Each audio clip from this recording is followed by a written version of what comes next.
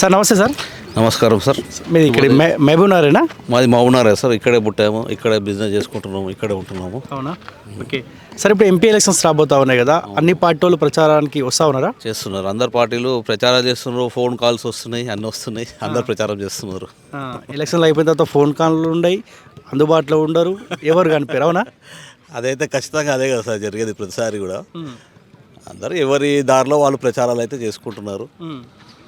అందరికి వస్తున్న వాళ్ళు అందరు మేము రిసీవ్ చేసుకుంటున్నాం సార్.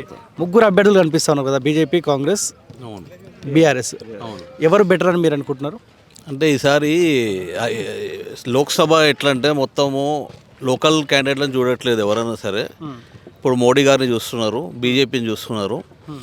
ఇప్పుడు 500 సంవత్సరాలకి వెళ్ళి పరిష్కారం కాని సమస్యను, రామాలయం సమస్యను, ప్రతి ఒక్క హిందువు కోరుకునే సమస్యను ఆయన పరిష్కరించిండు. ప్రతి ఒక్కరు రామాలయం నిర్మించడం అది చాలా బీజేపీకి ఒక మంచి పేరు తెచ్చింది అనుకోవాలి ఈసారి. ఇప్పుడు ఆర్టికల్ 360 కూడా చూడండి, మీరు కాశ్మీర్లో చూడండి, మన చేతిలో లేకుండా పోయే పరిస్థితి ఉండే. అక్కడ పేరుకే మనం భూభాగం అని చెప్పుకుంటున్నాం, కానీ అక్కడ మనకి ఎటువంటి రైట్ లేదు. మనం ఆస్తులు కొనాలన్నా కొనలేము. అక్కడ మనకు రక్షణ లేదు. హిందూ పండిట్లను చూడండి, ఎంతోమంది చనిపోయారు, ఎంతోమంది వలస వెళ్ళారు అక్కడికి వెళ్ళి.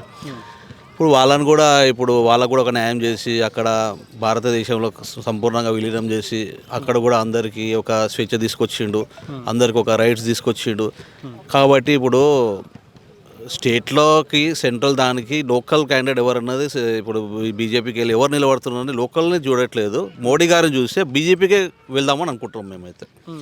మ్యాక్సిమం నా ఫ్రెండ్స్ కానీ మా రిలేషన్ కానీ నేను ఛాయ్ అడిగినా కూడా అందరూ సవాలే లేదు, ఎవరైనా సరే సెంట్రల్లో మాత్రం బీజేపీకే పోవాలి, మోడీకే రావాలి, మోడీకే వేయాలని నిదానంగా నడుస్తుంది. కేసీఆర్కి ఇక్కడ 2 సార్లు అవకాశం ఇస్తే మార్పు రావాలని కోరుకున్నాం. అవును, అక్కడ కూడా ఆయనకు 2 సార్లు అవకాశం ఇచ్చాం కదా, మార్పు కోరుకుంటే ఇంకా బెటర్ ఉంటుండొచ్చు అనుకోవచ్చు కదా. 100% బెటర్ ఉంటుంది ఎందుకంటే ఆయన మాటలే కాదు చేసి కూడా చూపిస్తుండు కదా. దాదాపుగా వాళ్ళు అఫిడవిట్లో పెట్టిన సమస్యలు మ్యాక్సిమం కూడా తీసుకొని వచ్చి సాల్వ్ చేసి చూపిస్తున్నారు.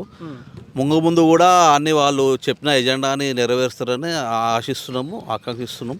ఖచ్చితంగా వీళ్ళు అటువైపే అడుగులు వేస్తారు ఖచ్చితంగా. ఓకే, రేవంత్ పాలన పైన మీ కామెంట్?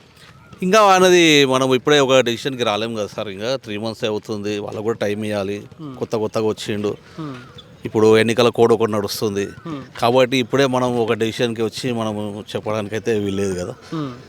కొంచెం ఆగాలి, ఒక 1 year అయితే రిజల్ట్స్ వస్తాయి. దాన్ని బట్టి మనం ఒక ఆధారం చెప్పగలుగుతాం. ఇప్పటికైతే పర్లేదు, బెటర్ అని చెప్పగలేము, ఇంకా అప్పటికంటే తగ్గిందని చెప్పలేము. అప్పటి ఉన్న పరిస్థితి యథావిధంగా కొనసాగుతుంది అంతే.